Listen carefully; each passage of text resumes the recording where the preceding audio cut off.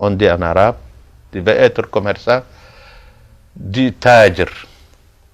Tajir, il y a ta, a, dire il y a 4 mots.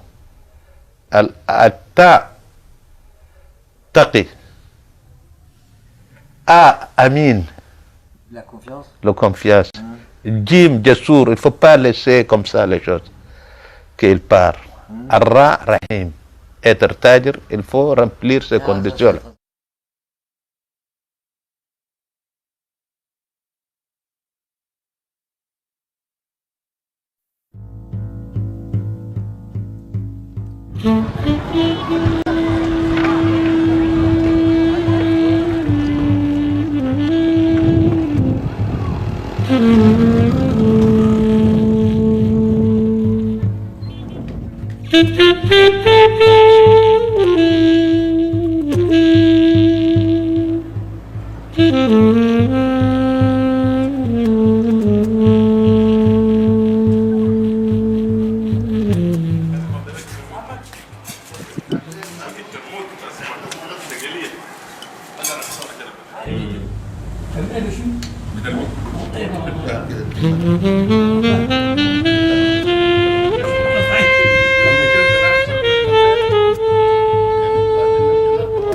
Le commerce, vous voyez, ça c'est une chose que c'est un don de Dieu.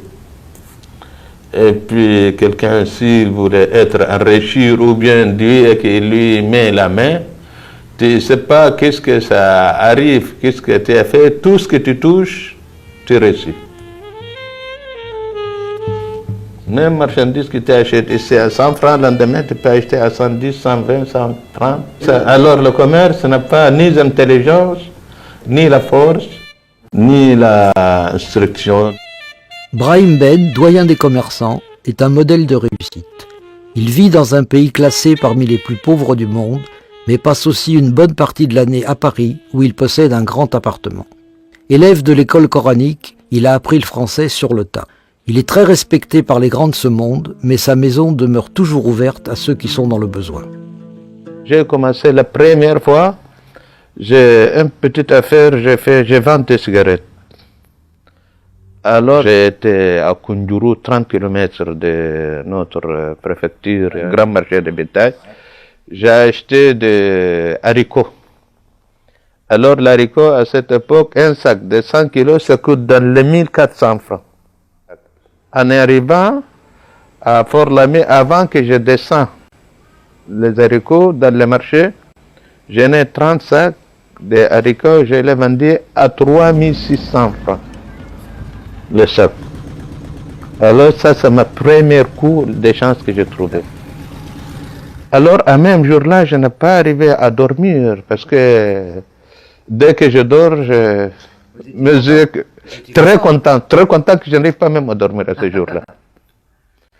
Bon, à lendemain, j'ai dit qu'est-ce que je fasse? Il faut que j'aille à NSKM pour acheter un camion. Ça, c'est ma première de gros lot que j'ai gagné. لكن الأول ده زيادة من ده بس كده خلاص بقيت أنا عندي قروش شوية.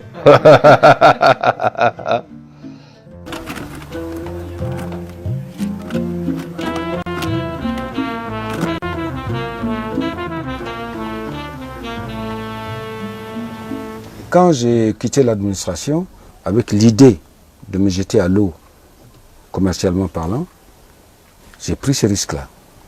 Je me suis buté à beaucoup de choses, évidemment. D'abord, en disant, mais 28-30 ans d'administration, à faire les paperasses, à prendre des décisions, à discuter, à être préfet, commander les gens et tout, et comment ça va être. Alors, c'est ça. Voilà. Et on va faire un tour. Dans le milieu des grands commerçants musulmans, le parcours d'Abdoulaye Djonouma est singulier, car il est le seul à être originaire du Sud, région à majorité chrétienne. Avant de créer sa société, il a exercé pendant de longues années de hautes fonctions dans le secteur public. On ne commande pas dans l'activité que nous faisons actuellement. On négocie, on discute. Des fois d'égal à égal, des fois non. Mais on ne donne pas, faites ça, sinon. Alors il fallait changer d'un comportement, philosophiquement parlant, et changer d'idée, l'idée de domination, l'État, c'est fini. Il faut prendre l'idée de comportement ensemble avec tout le monde. Premier pilote tchadien, ce n'est pas par hasard qu'une caravelle, récupérée à la casse, lui sert de cadre pour son restant. Son goût pour l'altitude ne l'empêche pourtant pas d'avoir aussi les pieds sur terre. Ce que j'ai fait le produit du Tchad, la valorisation des produits tchadiens, et la gomme, le sésame, le riz, le carcadé, la farine, un peu, tout ça, tout ce qui est alimentation. C'est une sorte d'agroalimentaire en gros que j'ai fait en ce moment. On a installé quelques boulangeries, tout ça, ça fait partie, n'est-ce pas, de l'alimentation. En gros, c'est ce que nous sommes en train de faire en ce moment. Mais je pense que cela doit changer. Il doit changer très rapidement parce que acheter et vendre ne permet pas de développer le Tchad. Ce n'est pas possible. Il faut acheter, transformer et vendre. Là, oui. Mais acheter et vendre sans transformation, sans usine, sans industrie, non. Nous ne pouvons pas aller loin avec ça. Les riches au Tchad, ça ne date pas de longtemps. Et je peux même dire, à part un ou deux commerçants, comme les familles Djalal, si je peux me permettre de citer le nom, comme Brahim Bain, ou comme la famille Doudou, et peut-être quelques autres, comme Abdallah Khalifa. À part ceux-là, il n'y a pas de grands commerçants avant 1919. Avant 1919. Bon, j'ai dit des grands commerçants par rapport à notre don national, hein, mais il n'y a pas ces grands riches qu'on peut trouver en Europe où ça se perpétue de famille en famille. Je pense que toutes ces richesses sont récentes. Ces riches-là sont tous nouveaux. J'ai fait à l'époque un chiffre d'affaires plus de 1 milliard CFA. Moi-même, je n'arrive pas à compter de l'argent. Il y a des caisses, il y a des gens qui le comptent et puis il va les verser. Moi, je vois que leur doigt, c'est tout. À cette époque, ça marche bien, les affaires.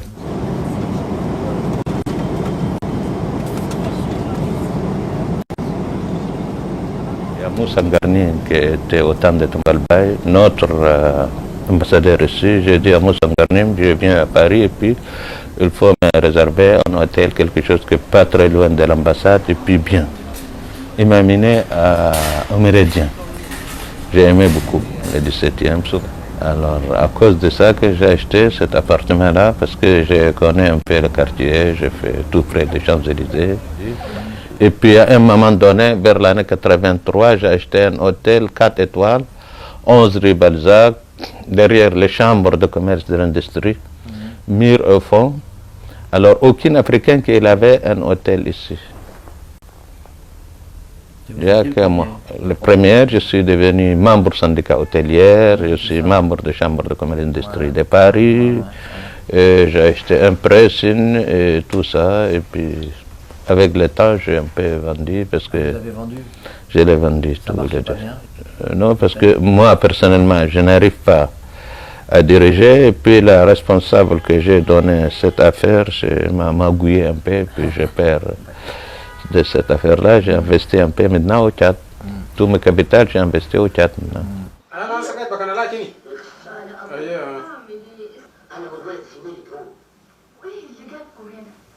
Sorte de caravansérail en plein Paris, l'appartement de Brahim Ben offre en permanence le gîte et le couvert aux gens de passage.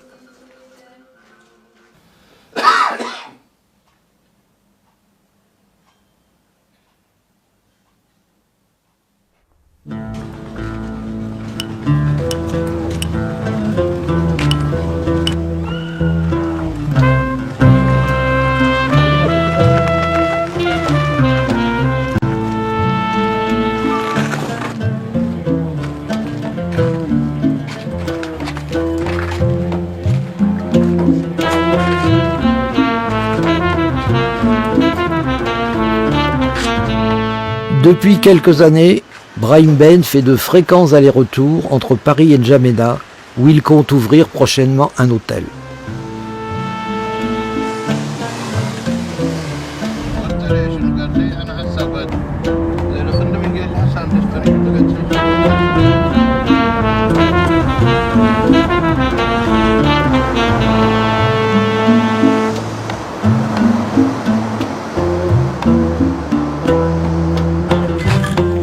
ما نفسه شنو انا خدم شيء ها خطرات بدات تطلع ها جيب رنجات.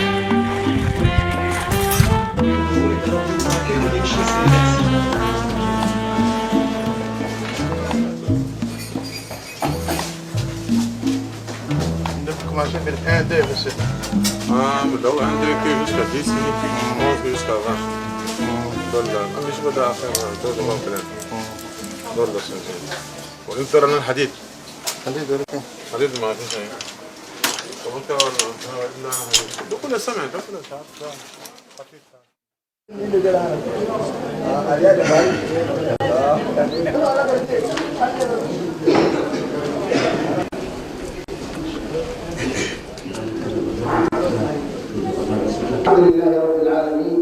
C'est vrai qu'il y a un intévisme commercial musulman, ça c'est sûr, et quand on est originaire du Nord, on bénéficie de cette accumulation d'expériences transmises de génération en génération. L'islam s'est introduit au sud du Sahara, en Afrique, à travers les commerçants, les voyageurs, les explorateurs, et c'était surtout cela. Et donc la pénétration de l'islam elle-même était liée au commerce. Et avec l'obligation du pèlerinage, depuis l'époque fameuse de Kankan Moussa, les gens de l'Afrique du Sud du Sahara, depuis des siècles, allaient au pèlerinage à la Mecque en Arabie Saoudite. Ce qui voulait dire traverser tous les pays intermédiaires, en finissant par la mer Rouge. En 1955, 60 et après, tous les pèlerins qui venaient à l'époque du Sénégal, du Soudan, du Niger, etc., venaient en camion et passaient par donc, cette route du 13e parallèle et passaient à Béché. Il y avait un service douane d'ailleurs important à Béché et tout le personnel, tous les pèlerins passaient à ce moment-là par la route du 13e. Ensuite, arrivaient à Djennéna, El Facher, prenaient le train, ensuite Khartoum, Port-Soudan, embarquaient à Port-Soudan et ensuite Djeddah pour aller à la Mecque. La vision de l'islam même de base est transfrontalière. L'islam en tant que religion nie les frontières. Et l'idéal islamique, c'est être citoyen de la Oumma. Donc chaque musulman appartient à une communauté qui s'étend depuis la Mauritanie jusqu'en Indonésie.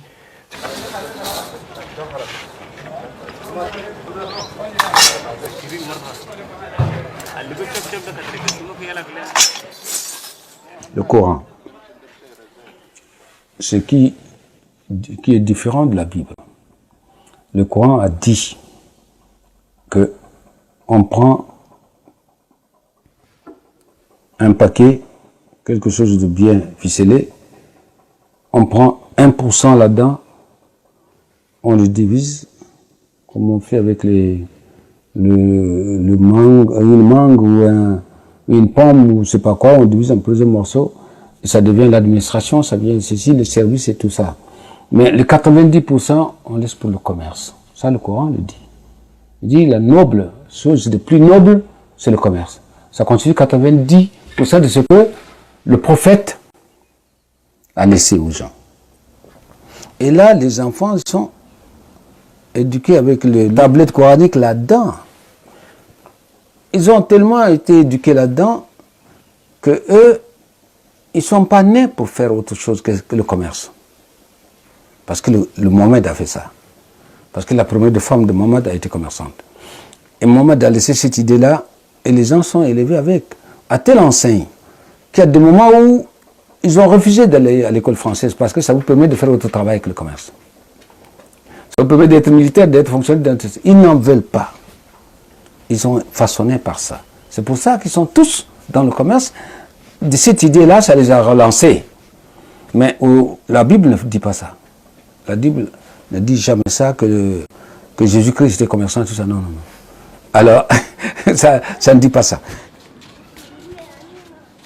Je me souviens d'une anecdote, un de mes oncles maternels, le défunt Mohamed Ahmed Jalal, qui était à Ati, et une fois s'est fait escroquer par le receveur de poste sur un mandat où le gars a enlevé un zéro.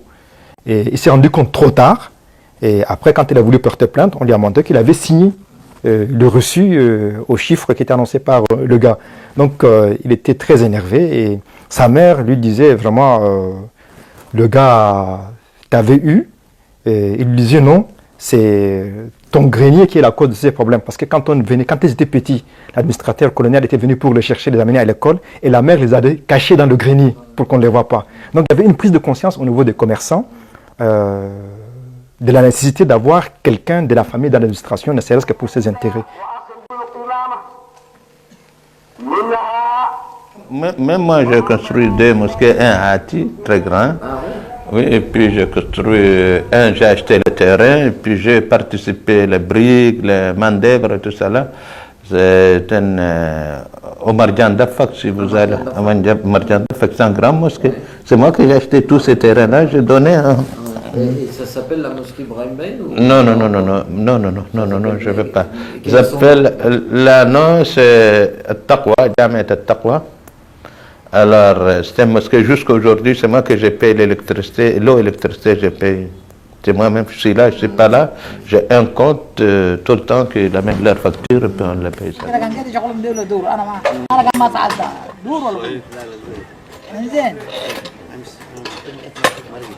شغلان لباب قامت فجر كبيرة سأل شنو؟ في مرتل اللي قديم باي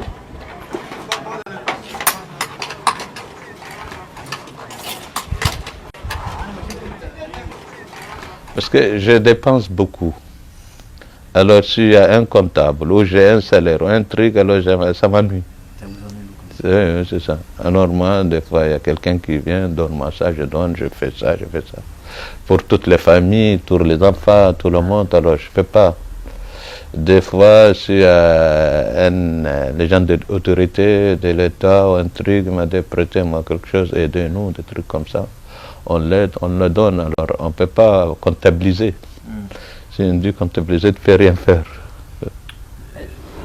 Dans notre société, tout ce qui est une position d'élite, que ce soit les chefs traditionnels, les marabouts, les commerçants, ou les gens qui sont dans l'administration, ils doivent être généreux. D'abord pour confirmer leur position sociale, et c'est en même temps un devoir religieux. Parce que dans l'islam, la générosité ou la bienfaisance, c'est un devoir. Et la personne qui vient vous solliciter a un droit sur vos biens, parce que vous êtes des dépositaires des biens qui appartiennent à Dieu, en dernière analyse.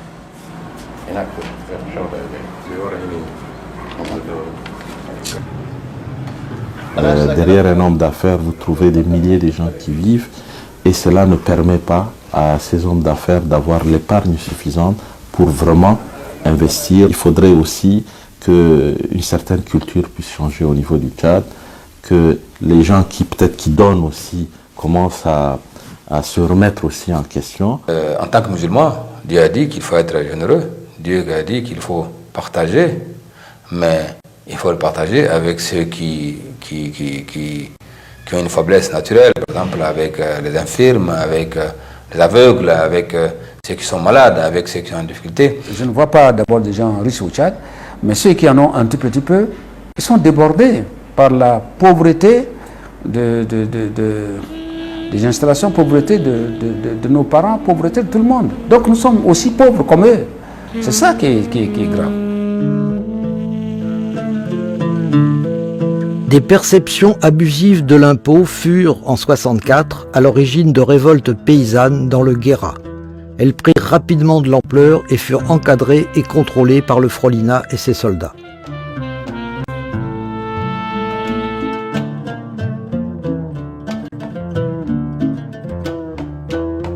Les événements de Mangalmé marquent le début d'une longue période de culminant avec le conflit contre la Libye en 1979.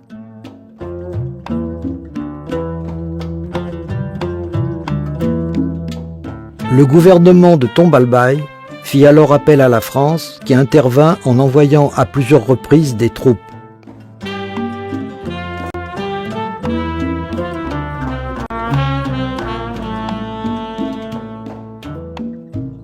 Les comptoirs européens tels que la NSCKN, la SCOA, la CFAO, Moura et Gouveia, qui s'étaient installés après 1945, ont quitté le pays à cause de ces événements. Ils furent rapidement remplacés par des commerçants tchadiens. La guerre, elle a beaucoup changé les gens. Parce qu'à l'époque, s'il y a un mort, alors les gens, tous vont être tristes. Un tel qui est mort, machin, des trucs, des choses. Alors aujourd'hui, un mort, alors c'est normal, c'est bon, alors mort, moi c'est venu. Ils font plus attention à la mort. À la mort, quoi. Pas comme avant. Pas comme avant. Il y a beaucoup de choses qui ont été changées.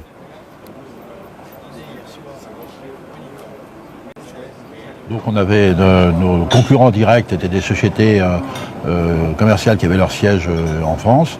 C'était la SCOA, la CFAO, France Congo, mais également des sociétés, comme Mouragoveia, comme Aptour, qui était important ici, comme et puis il y avait beaucoup de Libanais, de Grecs, qui avaient également des sociétés qui pour nous étaient des concurrents sérieux, avec lesquels quelquefois on travaillait d'ailleurs. Avec le développement de la culture du coton dans les années 50, des sociétés commerciales européennes s'installent dans le sud, car un marché des biens manufacturés y existe désormais.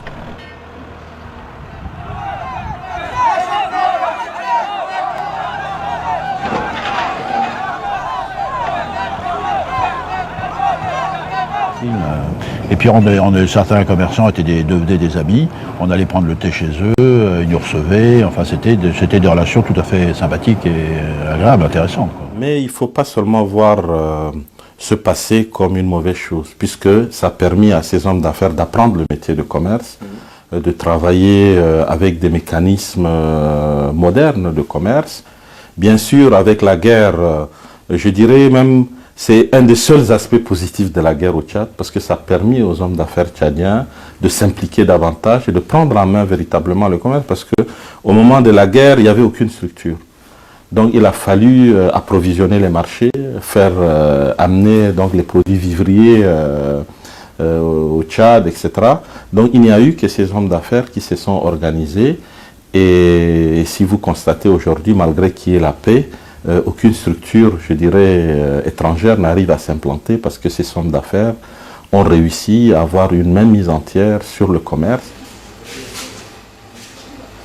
La dévaluation du franc CFA de 1994 a eu pour effet d'augmenter d'une part les importations de produits manufacturés d'origine asiatique achetés à Dubaï et d'autre part celles des produits alimentaires en provenance d'Égypte ou de Libye.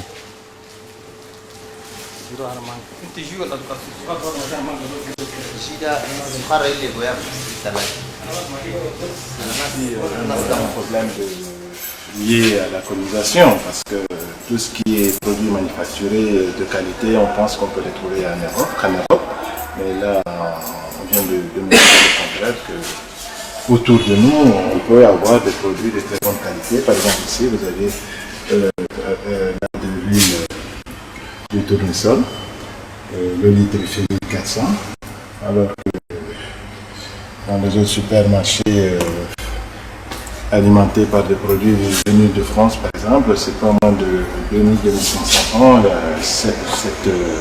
une bouteille comme ça. Et les produits que vous voyez ici, ce sont des produits essentiellement égyptiens.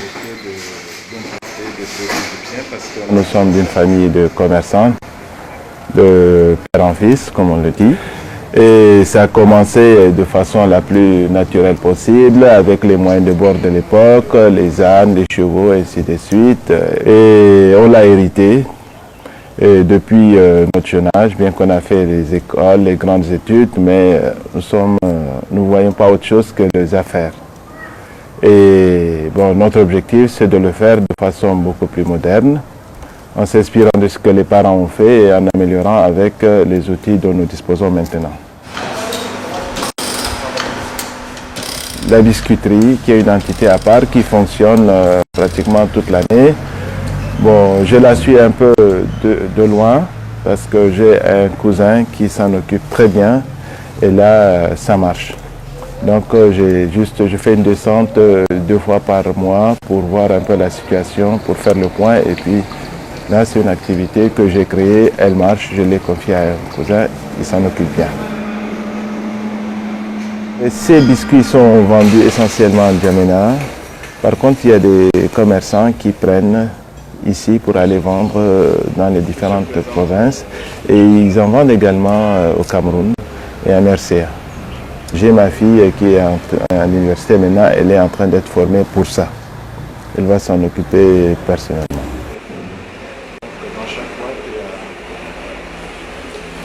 Un homme riche dans un pays pauvre, c'est une question pour laquelle je répondrai simplement en disant que cet homme-là est malheureux.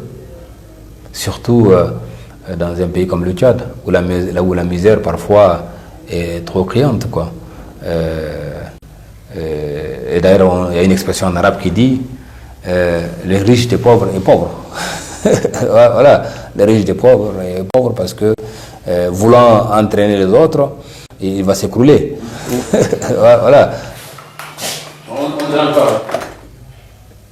Mais dans tous les cas, je préfère mieux être riche que pauvre, quoi.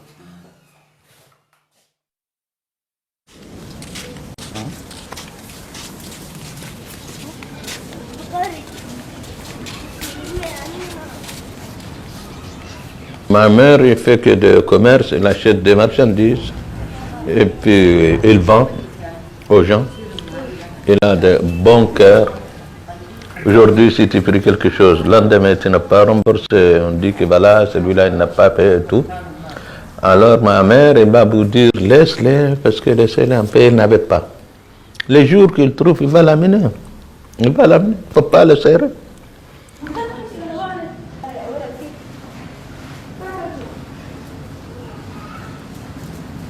J'ai marié, oui, j'ai marié 7 femmes. 7. Grosso modo, j'ai 8 filles et 7 garçons. Il y en a 15 à acté. Et ma dernière fille, elle avait 15 jours maintenant. Oui, tout petite. Voilà ma situation familiale. Chez nous, le mariage, c'est facile. Moi, personnellement, j'ai 4 conditions que je donne à la femme avant que je les marie. Mais 4 conditions, si la femme, elle accepte, d'accord, si elle n'a pas accepté les jours qu'elle a fait un connerie, c'est fini avec moi. Alors, je voudrais que tout le temps que tu laisses les manger en permanence. N'importe quel qui, s'il arrive, il faut qu'il trouve quelque chose, elle manque. Il mange. L'hospitalité. L'hospitalité. S'il manque quelque chose, il faut me dire. J'achète. Ça, c'est ma première chose. Alors, deuxièmement, je ne veux pas qu'une femme sortir comme ça sans m'avertir. Il faut que s'il sort, de me dire, voilà, je vais aller tel, là, j'arrive, je vais aller telle heure, j'arrive à telle heure. Ça, c'est 2. Troisième chose, la femme, s'il me demande quelque chose, je lui dis, je vous donne, il faut qu'il prenne de patience, je vais lui donner. Il m'a dit, il a raison, je vais lui donner, je ne vais pas dire non. Tu vois? 4e chose, moi, des fois, je suis invité avec mes amis, des Européens, des Africains, j'aille tout seul, et puis je ne sais pas à quelle heure que j'ai parti, à quelle heure que je vais rentrer. Je ne vais pas, la femme, il m'a serré de cette poisson, il dit que voilà, tu étais là, tu as fait ça, tu as fait ça. Ça, c'est ma condition principale. S'il accepte ça, d'accord, je vais le marier. S'il n'a pas accepté, on n'a pas de problème. Leurs bijoux, leurs parfums, c'est elle ne travaille pas, c'est elle qui a tout à ma disposition. Moi, je fais tout. Alors, il ne faut pas me contrarier.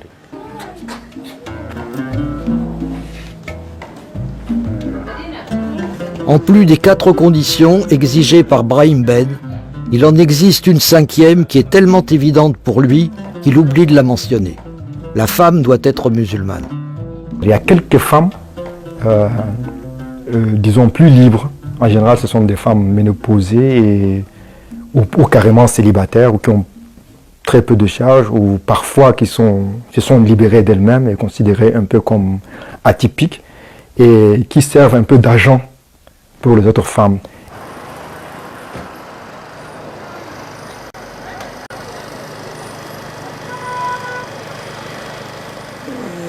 Le cybercafé est né grâce à quelques efforts que j'ai fournis moi-même et grâce aussi à une sœur qui m'a longuement aidée. Il y a un adage qui dit vouloir c'est pouvoir. Je crois que le cybercafé c'est un investissement vraiment important pour moi et je sais que je vais y arriver.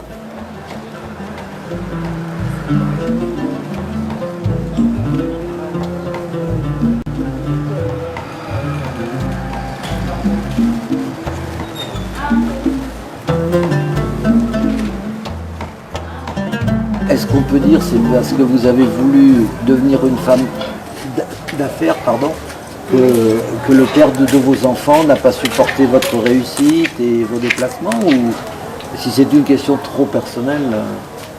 Oui, c'est une question trop personnelle, mais c'est aussi ça, suite à ça, oui. Ouais.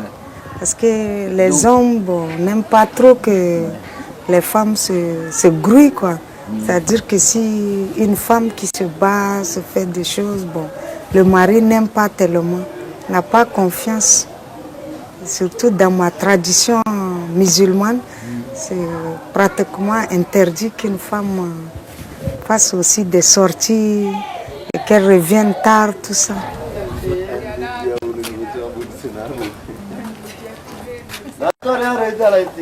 Quelqu'un ne peut pas dire qu'il est généreux, c'est quitte aux autres de juger cette personne. Et...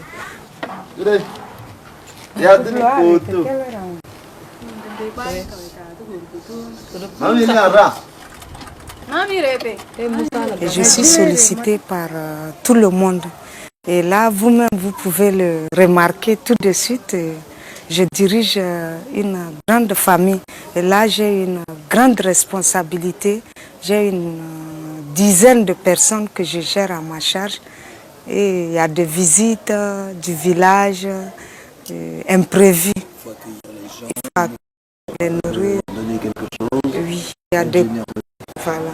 Donc, nous sommes en Afrique et c'est ça qui ralentit un peu nos évolutions, quoi.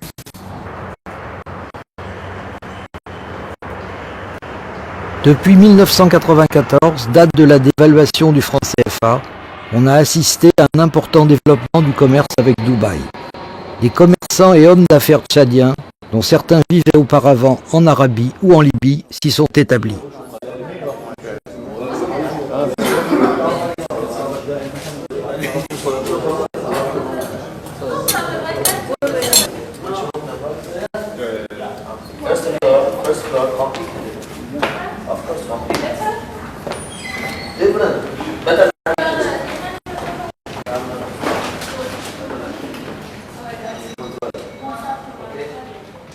Au niveau de l'Arabie Saoudite, ces dernières années, il y a eu beaucoup de problèmes. Et sur le plan commercial, sur le plan des formalités administratives d'entrée, sur le plan des installations des gens, l'obtention des visas, Dubaï est une zone nouvelle qui, actuellement, sur le plan des facilités commerciales, Dubaï, en fait, c'est une ville franche. Et les produits sont plus accessibles et les gens peuvent venir plus facilement. Donc, ce sont les mêmes commerçants qui se sont déportés vers ici.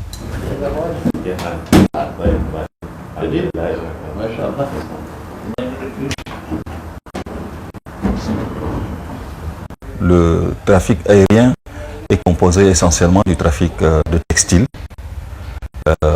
disons de l'électronique. Le trafic maritime, lui, est composé en grande partie de produits de quincaillerie, de véhicules. En fait, tout ce qui est produit lourd, donc qui ne supporterait pas le tarif avion. Depuis 1995, je suis à Dubaï. J'ai commencé à faire le commerce.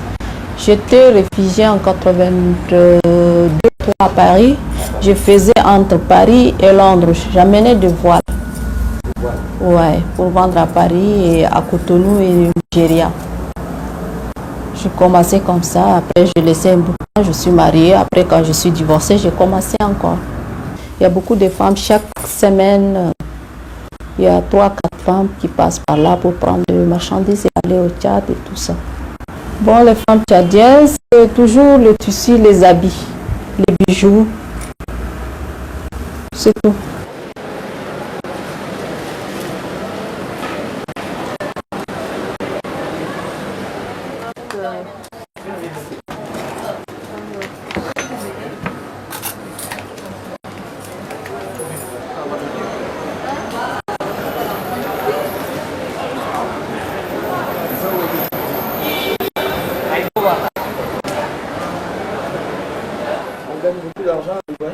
Si. Si, surtout moi, j'ai toutes des relations, je fais beaucoup de démarches.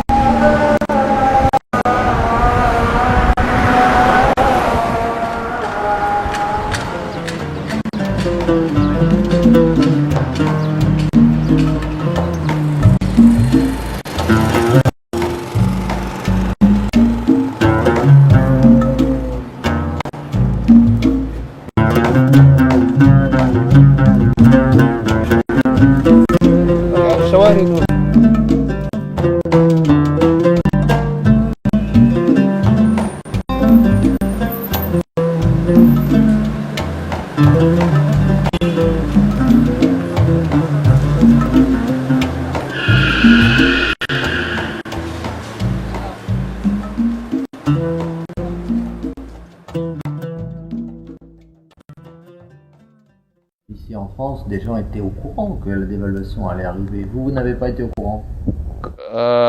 Pas avant. Pas avant. Pas avant. Parce que les gens d'Afrique de l'Est, ils sont au courant beaucoup plus que Afrique de l'Ouest. Oui, Afrique de l'Ouest.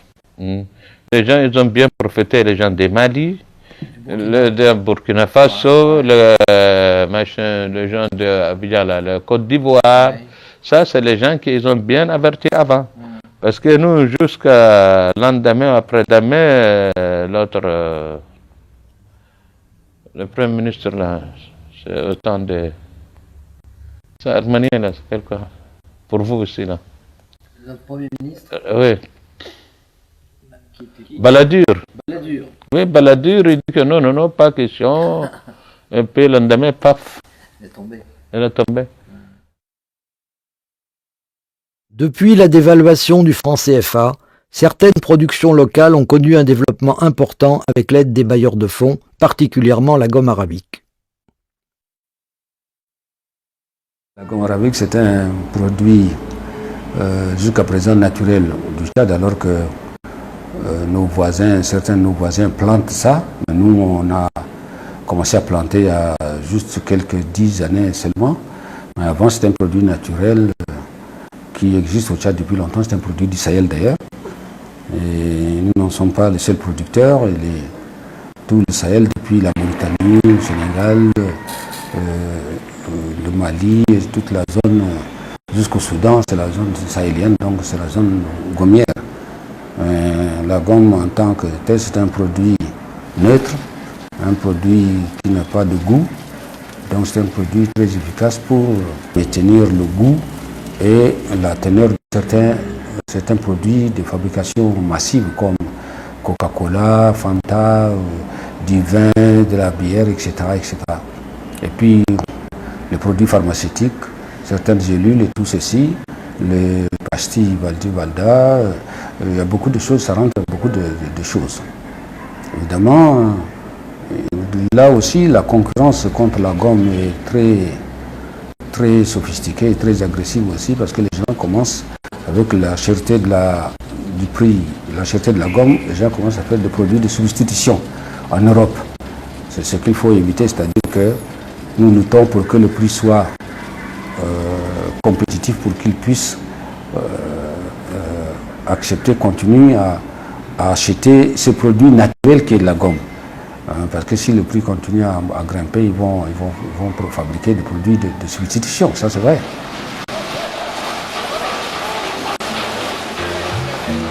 La gomme arabique demeure, comme le coton et les autres produits d'exportation, une matière première dont la transformation n'est pas réalisée sur place.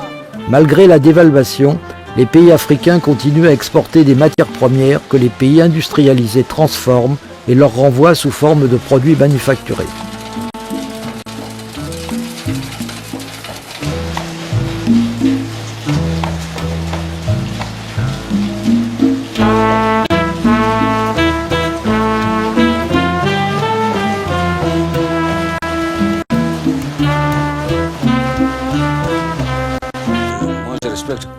Carrément les lois sociales, mais elles veulent travailler dimanche, elles veulent être là. Si bien que, compte tenu du système mondial maintenant, on exclut les enfants. Les enfants, les toutes petites filles, on les exclut. Et à plus forte raison, les enfants, encore les bébés qui sont avec leur maman. Je dis, mais si un sac dégringole, ben, l'enfant serait mort. À ce moment-là, j'ai interdit qu'on emploie les femmes ou enceintes, ou les femmes qui allaitent, ou les femmes qui ont des enfants de très bas âge. Alors les femmes elles-mêmes refusent, il y en a qui pleurent, qui disent non, mais je peux pas ne pas avoir l'argent comme les autres, c'est pas possible et tout. Et quand j'exige, quand je maintiens ma position, ils font venir le monsieur, le mari, qui tient l'enfant en dehors de l'enclos, et elle vient travailler. Parce que tout simplement, parce que les femmes sont très habiles pour ce travail-là. Sinon, des fois, le monsieur dit, mais moi, je vais faire le même travail que ma femme.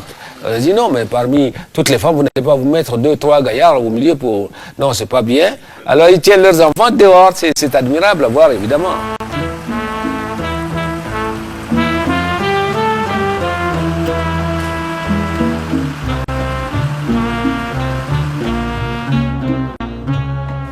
Dans quelques jours, la gomme arabique prendra la direction du port de Douala.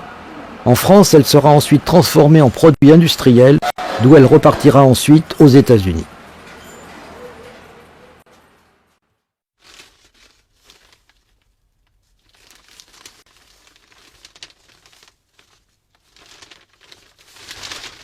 J'étais ministre du pétrole avant, évidemment, je n'étais pas encore sorti et tout, mais seulement il ne faut pas que les Tchadiens se déversent dans la zone du pétrole comme ouvriers tout simplement en oubliant la terre, c'est ça. Oui, voilà. Il faut que se complète, il faut que cette action de pétrole puisse nous aider à compléter notre autosuffisance alimentaire. Mais si nous tous on compte sur le pétrole, on aura de l'argent dans les poches sans graines, sans rien après. C'est ça, la peur est là, mais je crois que l'État doit s'en occuper. Ils savent aussi. Ils savent ce qu'a coûté le Gabon, le Congo, le Nigeria, oui, ils savent tout ça. Oui. Ils savent ce que cela a coûté aux autres.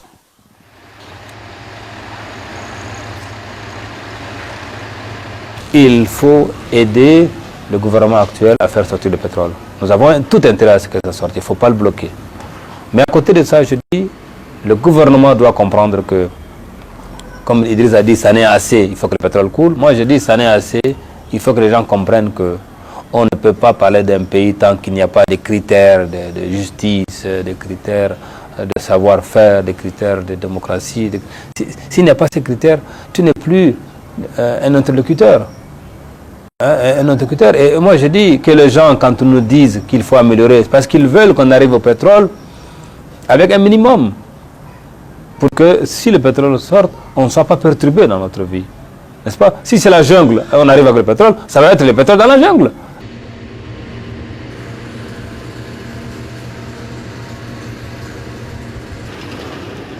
Mais moi, malgré tout ça, je dis, il faut faire sortir le pétrole. Hein, au moins, certaines misères, on pourra les étouffer. On est dans une situation, tu as dû voir un peu en circulant, aujourd'hui, il y a la tristesse dans le visage des gens. Réellement, la tristesse, c'est parce que la misère a touché beaucoup de foyers.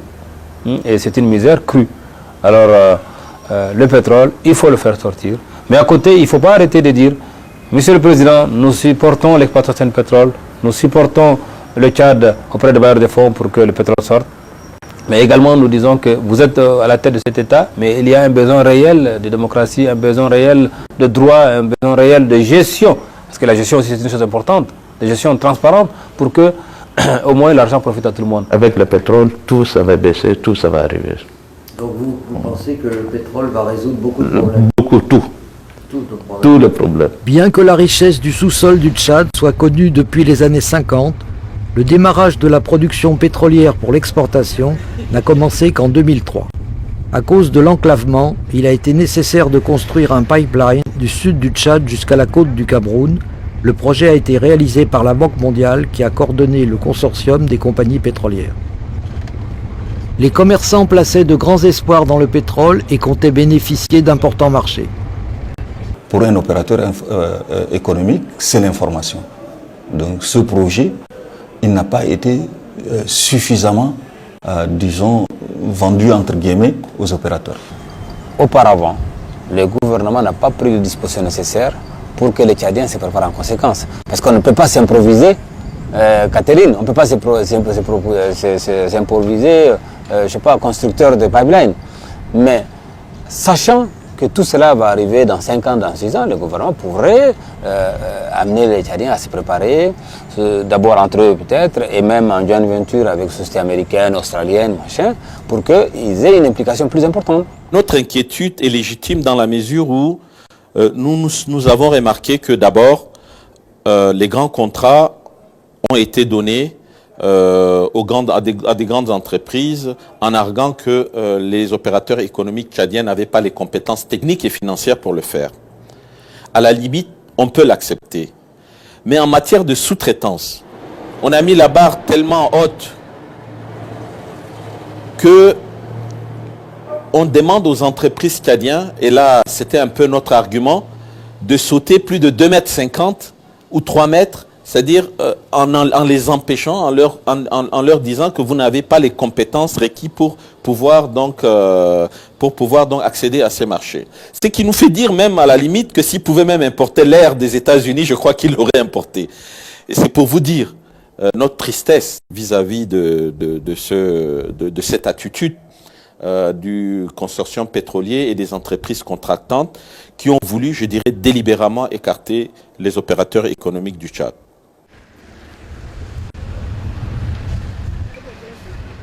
Les commentaires de RFI la semaine dernière où ils avaient dit que sur les $30 auxquels on vendrait le baril, il y a 3 qui sautent parce que la qualité n'est pas tout à fait meilleure.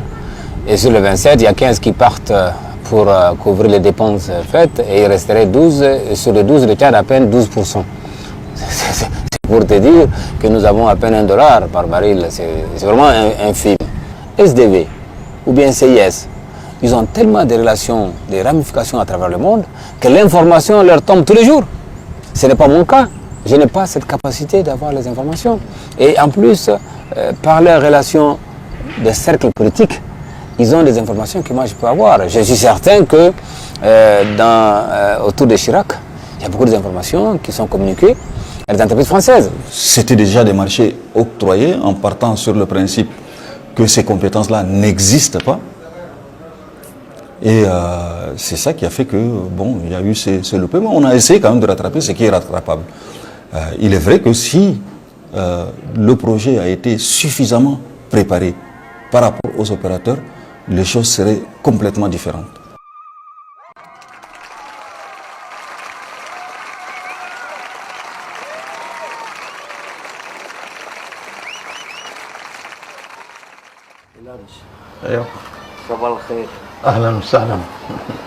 Donc, quand on s'était vu la dernière fois, vous nous aviez dit que, en tant qu'homme d'affaires tchadien, vous attendiez beaucoup du projet pétrolier, que ça allait beaucoup dynamiser le milieu des commerçants et des hommes d'affaires. Donc, est-ce que vous pouvez dire toujours la même chose aujourd'hui ou comment dire, vous êtes un peu déçu de la première phase du projet pétrolier? C'est un peu déçu. Est-ce que vous pouvez expliquer pourquoi? Est-ce que les commerçants sur place, ils n'ont rien gagné, ils n'ont pas trouvé de marché. Ils n'ont pas trouvé de marché sur cette affaire. Il n'y a que les Camerounais qui ont profité beaucoup. Et puis des étrangers comme les types Sahara et puis il y a des autres sociétés. Les grandes sociétés qui ont profité. Est-ce que les royalties que le Tchad va toucher à partir de maintenant, puisqu'on a dit que le premier bateau est parti avec 950 000 barils, est-ce que l'argent qui va tomber dans le budget de l'État va être utilisé à bon escient, notamment les infrastructures, routes, éducation, santé, machin? Tu sais, je crains que nous ne soyons pas différents des Congolais, des Angolais, des Nigérians. Je crains fort cela pour une raison simple. Je pense qu'on est tous assez grands, on est vaccinés. On n'a pas besoin d'un collège pour nous contrôler, pour dire que ce que tu as envoyé l'argent. C'est comme on est de gros bébés en fait. À mon avis, c'est tellement évident que la volonté doit être automatique si on aime sa population. Que cette population a besoin de circuler de Doba à Faya, d'Abéché à Bol, et pour ça il faut des routes. Et c'est un meilleur moyen de désenclaver le pays. Déjà à l'intérieur, l'Est, je ne parle pas de l'enclavement maritime. Faire des grandes économies et l'échange entre les populations sera plus net et plus bénéfique, n'est-ce pas? Mais je crains fort que l'Africain tchadien ne soit pas différent de l'Africain congolais ou nigérien, et ils vont vouloir avec cet argent plutôt faire de l'ostentatoire, notamment une armée avec des avions, normalement, peut-être une armée superment équipée, pour faire quoi, je ne sais pas, plus pour faire museler la population qu'autre chose.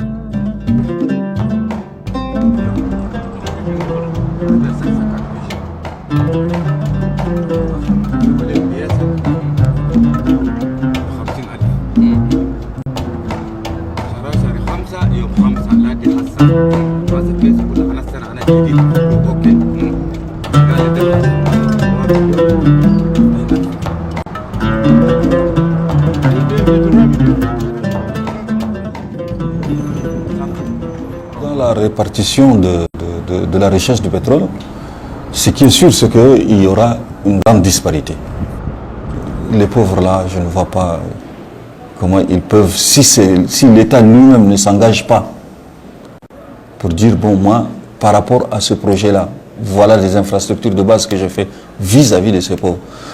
Par exemple, au niveau de la Caisse nationale de prévoyance sociale, relever la prestation, qui actuellement est de 20 francs par jour par enfant, 20 francs CFA. La retraite, elle est de 100 000 francs par trimestre. Donc, relever ces prestations sociales, si l'État n'intervient pas dans ça, il y aura une disparité énorme entre les pauvres et ceux qui seront extrêmement riches. Et ça, c'est très dangereux dans ce projet-là. La générosité constitue un aspect fondamental du comportement des commerçants. Le FMI et la Banque mondiale ont mis en œuvre une politique de lutte contre la pauvreté et se sont emparés de ce slogan pour caractériser leurs actions.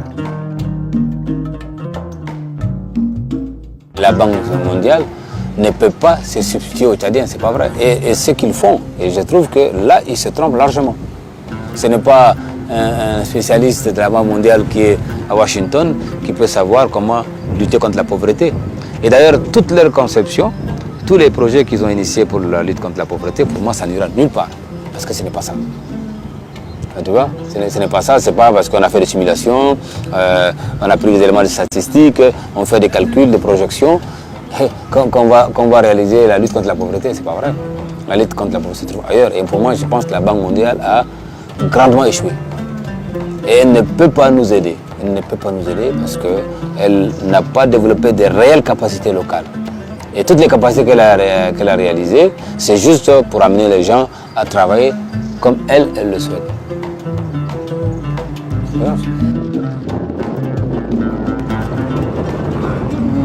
Ça, c'est chez moi, là.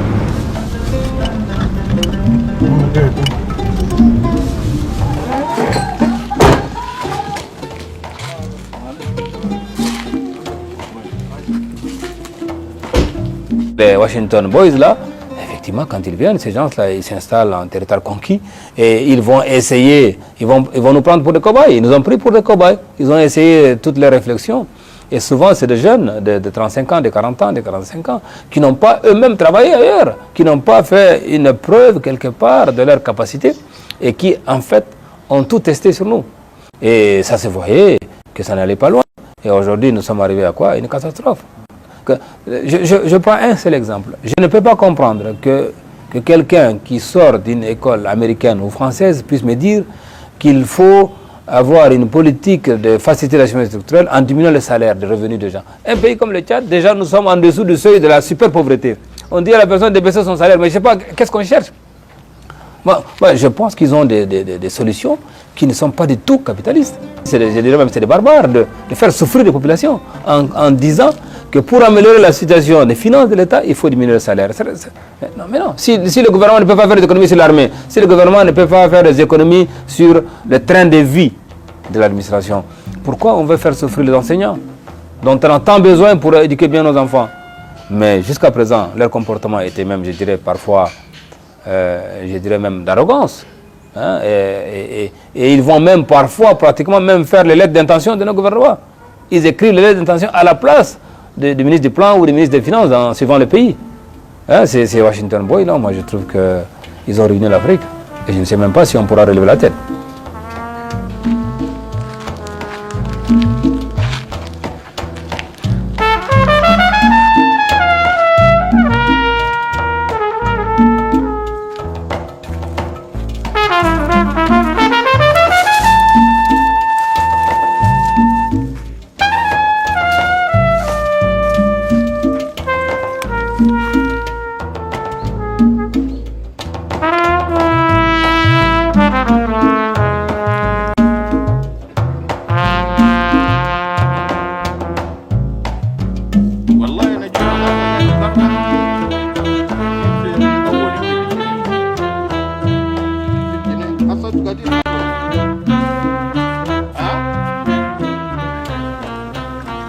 C'est bon?